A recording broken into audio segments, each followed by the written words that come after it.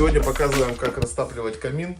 Должны быть сухие березовые дрова. Очень важно, чтобы они были не сырые, потому что они будут закоксовывать дымоход. На низ укладывать сначала большие, потом средние. И очень важно наверх уложить мелкие дрова, типа щепки. Вот туда мы укладываем сухой рожек, используем спички. Можно использовать также сухой газ. При растопке, когда мы разводим огонь, мы растопили с одной спички, можем дверку сначала не закрывать, для того, чтобы воздух в топочную камеру заходил интенсивно и появилось нужное декомпрессионное давление. Как только огонь прихватился, можно закрывать и уже непосредственно регулировать воздух подачи снизу и непосредственно шиберной задвижкой. При таких условиях камин будет разгораться правильно, будет чистое стекло, и он будет заходить правильно в нужный режим работы и горения.